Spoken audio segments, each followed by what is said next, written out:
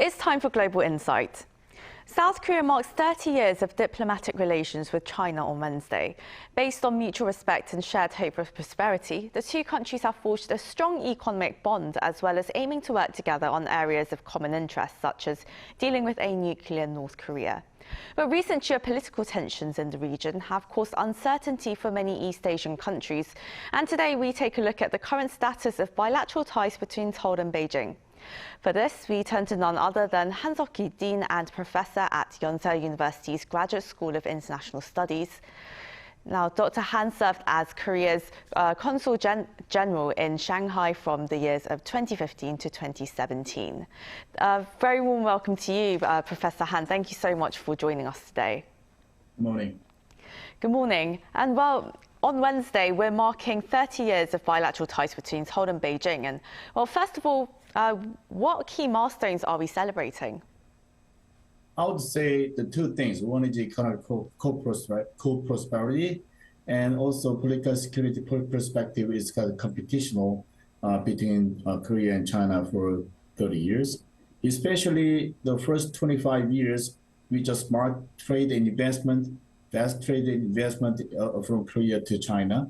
And then massive cooperation happened between Korea and China. But the later 5 years, especially between 2017 to 2022, we found the new faces from each other, and we tried to evaluate each other more profound way. And now we try to make some kind of little comforting or little kind of a competitive the relationship which so far we just made.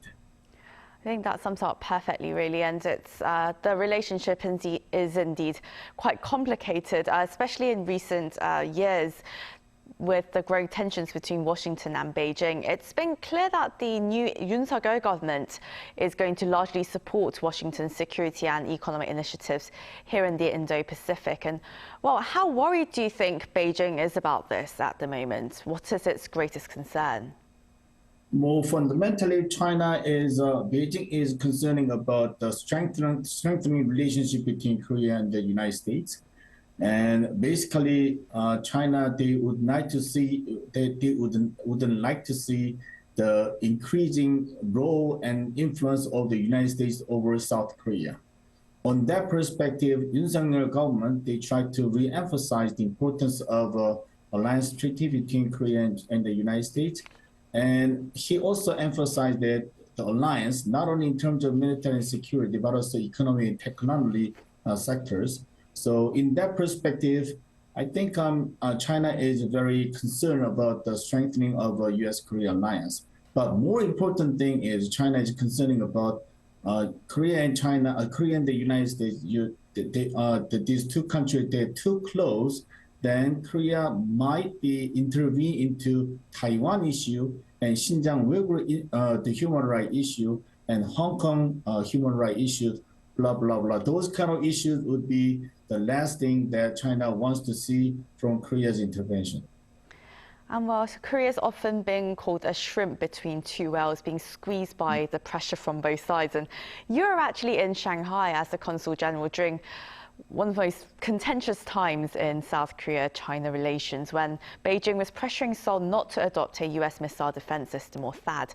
And while Beijing is now still insisting that Seoul has agreed to maintain the three-noes policy of the previous Moon Jae-in administration, and it's also shown a lot of distaste towards South Korea joining the US-led semiconductor initiative, for instance. But then Seoul says that we're going to stick with policies that are in line with our national interests. So what do you make of these conflicting statements? And do you expect to see any bigger clashes over that, or the sort of very acrimonious measures that Beijing took to punish South Korean companies at the time? Regarding three-noes, the key issue is that three-no is not legally binding treaty, nor any type of state-to-state agreement ratified by parliament of each other. So from Yonsei, and also this three-noes was happened during the Moon Jae-in government. Now Yonsei government is new government. Yun government, they don't have any responsibility to inherit this three-noes. So that will be the key concerns of China. China wants to pressure upon Yoon Suk-yeol government to accept the responsibility of three-noes, and China, they want to pressure upon, they want to the control, or they want to influence over to Yoon Suk-yeol government to not too much close to the United States. But I think that the three-noes, it would not be successful from Chinese perspective, because Yoon Suk-yeol government, they don't have any responsibility. Second thing is with the start controversies and the three-noes, Korea, we experienced that massive anti-China sentiment here, and the future of Korea-China relationship would be very endangered right now. So I think that China would not be more pressure upon Korea to accept or to agree with the three-noes. And this seems Chinese media as well, such as the Global Times, they've been reminding South Korea that they hold the economic card there. But bilateral trade, though, while it has been growing, due to the geopolitical tensions that we've seen, the question of sustaining operations in China, that's been questioned, particularly with ongoing geopolitical tensions, and of course Beijing planning to dominate basically all key emerging technologies. That means major South Korean IT firms, they're questioning their future in China, and they've already been scaling down in some sense in the Chinese market since that as well. And of course, during the zero COVID-19 lockdown. So do you think trade with China is going to become more and more difficult? How do you think South Korean firms are looking at the Chinese market right now? Traditionally for Korea, China market has been an indispensable one, and will remain for a while. And from Korean business perspective, and China market is, we cannot give it up. So on that perspective, we have to be very close to Chinese government, and we have to maintain good relationship with China. But recently, we have some kind of changes in the international stage. For example, we have COVID-19 and zero corona policy from China, and Ukraine, the war between Russia and Ukraine, and U.S.-China confrontation, which is more focused on decoupling. Those kind of things would influence over to Korea's the business people to get close to China. Most importantly, COVID-19 and zero corona policy would give Korean business people kind of sense of risk from China market, and Ukraine policy, Ukraine war would give us some Korean business people is a hard time to get the supply chain. And U.S.-China confrontation, which is more focused on decoupling, would make Korean business people not to invest or not to get relationship with China at this moment. So now many of Korea's business people, they try to find out some diversities in other countries. At the same time, we try to put more. We try to watch China market more closely, but it's not easy for us to do any of the action toward the China market at this moment. You see, and well, you've emphasized the importance of working with China on North Korea-related issues in the past, but recently there have been some concerns over whether Beijing would cooperate, as it's been aligning itself with the likes of Pyongyang and Moscow in recent months. And there are even concerns that it may not join the international community in condemning North Korea should it hold a seventh nuclear test, as experts worry. So where do you think China stands right now on North Korea-related issues? Usually, or frequently, the Western European or American scholars, they try to imagize the China-North Korean relations as uneasy partners. They are alliance countries, but their relationship was not so sound. So China, they do not like North Korea, and North Korea also does not like China, each other. But these two countries, they have to cooperate each other because they need each other. They do not like each other, but they need each other. From Chinese perspective, China does not kind of agree with North Korea that North Korean nuclear development. North Korean nuclear development is always not that conducive to the China's security policies. So China, so far, they just consistently, they had the object toward the North Korean nuclear development. But North Korea, they do not listen to China at all. And recently, China, many media, they covered that North Korea is on the verge of the testing seventh nuclear test. And China also aware of that. But China's current position is they do not agree with or they do not allow North Korea's seventh nuclear test. But also at the same time, many people watching the North Korea, the Chinese situation, that if North Korea, they test seventh nuclear test, and China would not agree to the UN condemnation, and they would more protective toward North Korea.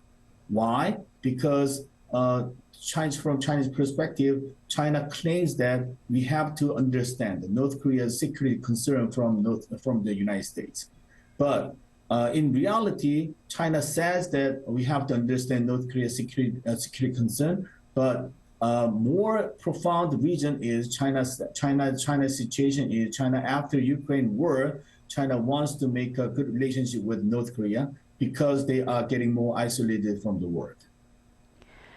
And while Washington, it's been calling Beijing itself a security threat, and Europe says it's in a systemic competition with China. But realistically, all countries do need to work and trade with China to some extent. And over here in Northeast Asia, past initiatives to expand regional cooperation on traditional, non-traditional security sectors, such as the Park Geun-hye government's initiative, it largely flopped. Do you think such efforts for regional cooperation could still be pursued, particularly with Seoul playing a mediating role?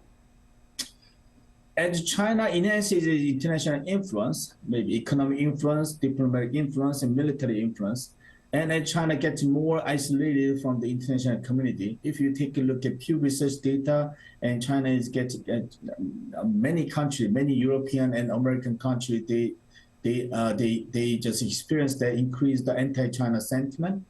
I think in that perspective, Korea's role as a mediator gets more important because Korea is a U.S. alliance country. At the same time, Korea is a responsible great player in international society. At the same time, Korea has maintained good relationship with China because we are so close.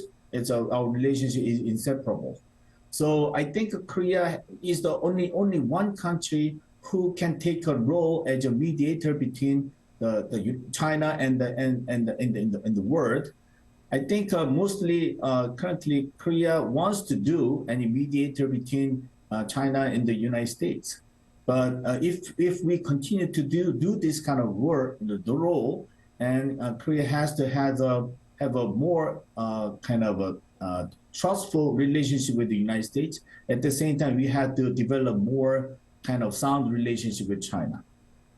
And well, upon South Korea and China's 30th year of diplomatic ties, what should be pursued then as the core goals or areas that the two countries can really pursue going forward? That's not easy. But now, so far, Korea-China relations, if you review that Korea-China relations, Korea-China, we recognize the differences because we have different political system, but we also want to pursue the cooperation between two countries. Especially, we just made a great success in cooperation in terms of economy. So far, we did not touch upon our differences, and we try to more focus on our cooperation. But from now on, I think Korea has to do more work to make China change. The change direction would be more conducive to international norms and regulation and international community. So I think we have to do more work to change China to be more beneficial to Korea's national interest, and we have to make China to be more friendly to international community. That is what Korea has to do from now on. This is kind of tough job, and this is a long-term job, but I think it's a high time for Korea to start this work at this moment. That's very much in line with South Korea's new foreign policy mantra of being a global pivotal state. And well, it was an incredible honor to have you on our program. Dr. Han Suk-hee, professor at Yonsei University's Graduate School of International Studies and a former Consul General in Shanghai for South Korea from 2015 to 2017. Thank you very much for your time today. Thank you.